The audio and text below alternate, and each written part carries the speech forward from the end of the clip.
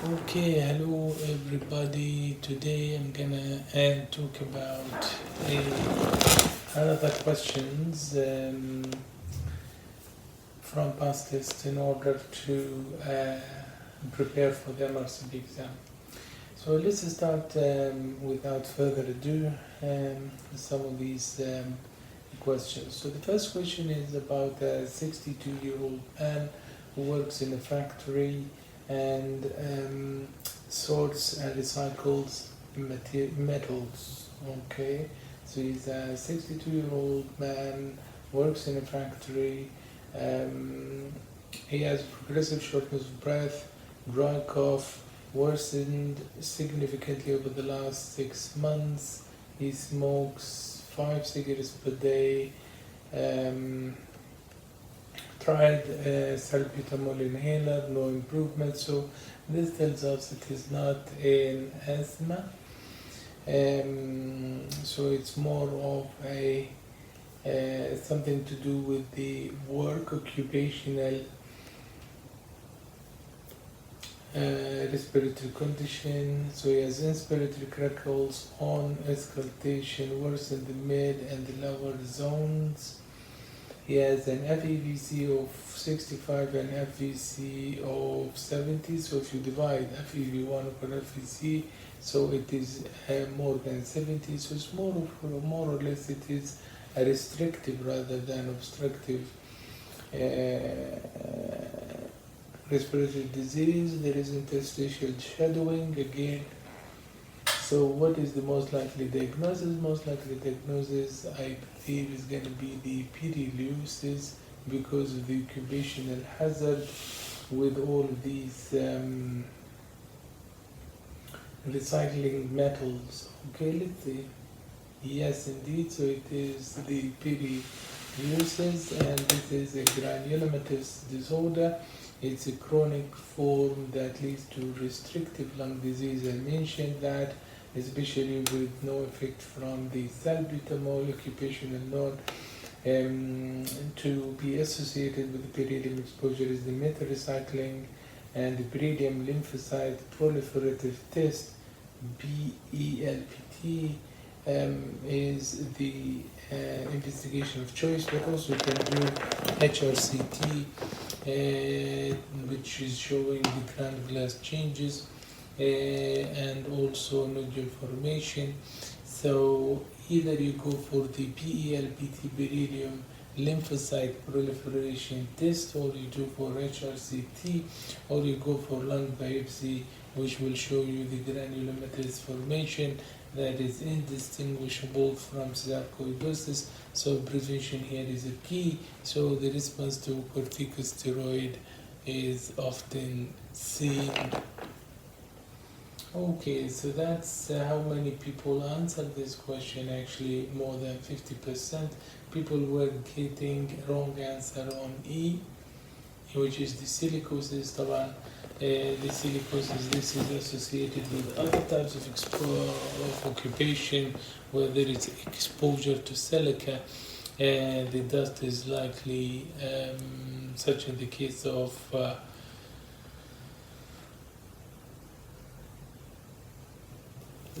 stonemasons. Okay, so not much else we need to know. Okay, so let's go then to the how we're gonna answer this. So we're gonna say, okay, show the answer. So it's a respiratory question, and we answered it well. So I'm gonna say good. Okay, so let's see what is the next question. So the next question here is seems to be 77-year-old woman. She's noted to the eye appearance here. This is Arcus senilis or the senile Arcus, isn't it? No significant past medical history. She has a high cholesterol level.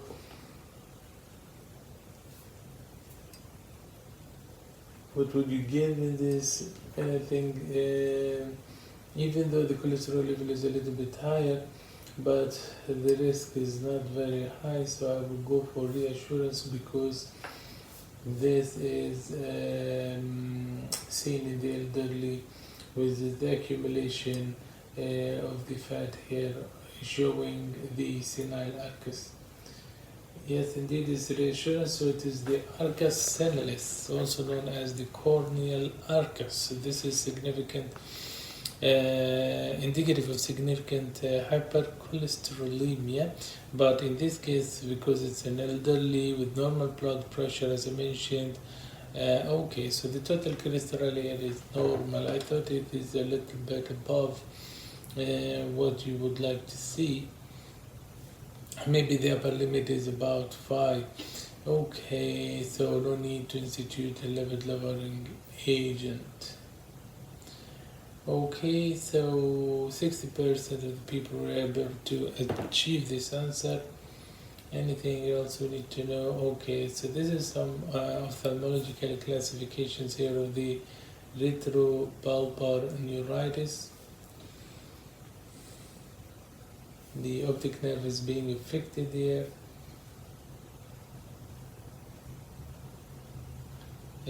Palpitis.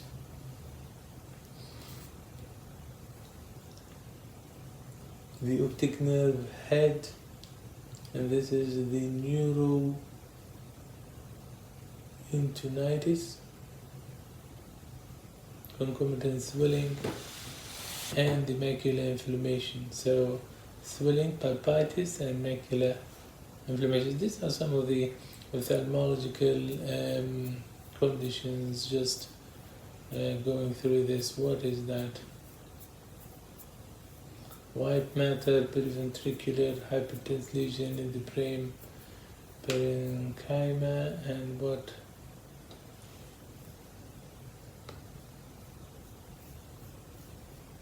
Okay, so this is some of the investigations of the eye conditions. So obviously this is an ophthalmology question. Okay.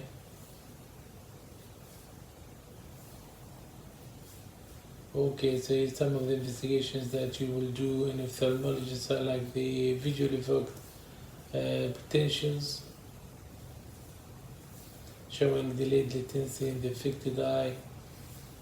This could be in the MS, indeed, in the context of the MS. This is the main investigation where you do the gadolinium enhanced MRI, and then you check that and you find some white matter changes here. Okay, you do also CSF analysis, oligoclonal immunoglobulin bands, raised proteins, fluorescein angiography, leakage from the affected disc or retinal vessels, OCT or optical coherence tomography, axonal loss, and the acute optic neuritis. Okay, so that's why they were talking about some neuritis, palpitis, and neurointonitis. Okay, so this is just talking. This is PasTest is giving you some additional information you might find helpful in this revision. Should we go for another question? Okay, so let me go back. So how do we answer this? This is a ophthalmology question. Okay, this was a good answer, isn't it? Let's go for the next question now. Another ophthalmology question. Okay, this is a 54-year-old woman. I know this question, so we'll go through it quickly. This is a type 2 diabetes patient. She has difficulty in reading small print, which means the macula is being affected. So visual problems gradually developed over the several months. She is taking metformin as a monotherapy, and she's obese, she's smoking, she's hypertensive, she's hyperlipidemic. So this means there is some risk factors. And the funduscopy is showing you here some drugs information. So what is the best management to respect to this? I believe you need to refer this patient, because if you leave her like this is gonna deteriorate, as you can see indeed, and just showing you some funduscopic changes here, which is moderate non-proliferative diabetic retinopathy with hemorrhages and hard exudate called drusens, close but not impeding to the macula, and also evidence of macular edema. In light of her adverse risk profile, as we said, we need to refer her to the ophthalmologist for assessment for maculopathy, and the possible photocoagulation as a treatment. This will help stabilize the activity but won't cure it, and the ability to alter the course of the visual loss and the diabetic macular involvement is a major advance. Should be cautioned that, as I mentioned, the likely result is stabilization rather than improvement in the visual acuity.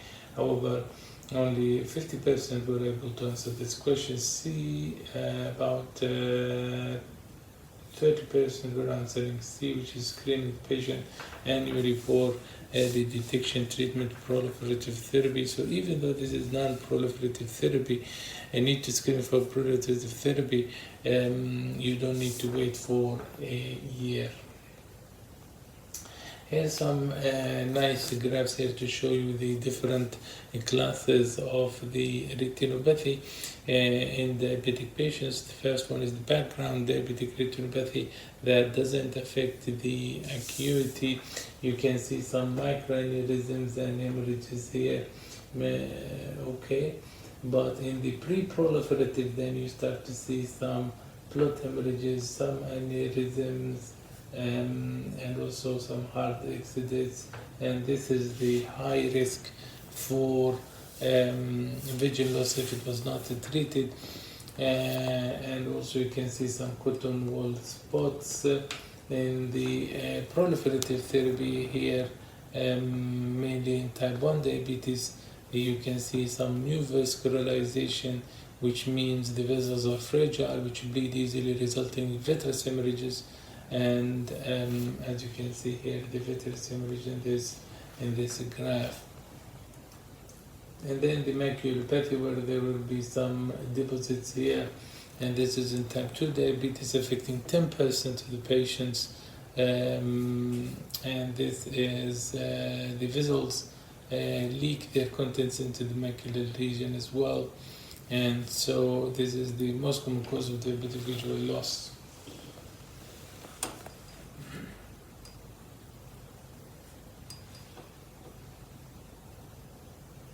Again, microaneurysms, hemorrhages, exudates, cotton wool spots. All these are nice graphs you need to think about. This is the photocoagulation when you treat pan-retinal photocoagulation. For proliferative retinotherapy for macular edema, you go for focal laser therapy. Leads to resolution within 6 to 12 weeks.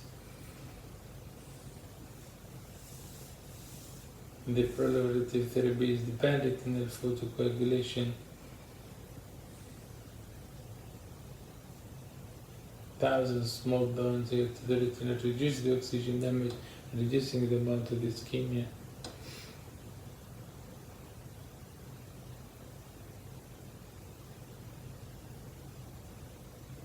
And the vitrectomy, when there is the vitreous is removed, that's when there is an aggressive proliferative disease, to avoid the risk of traction of the retina and subsequent retinal detachment.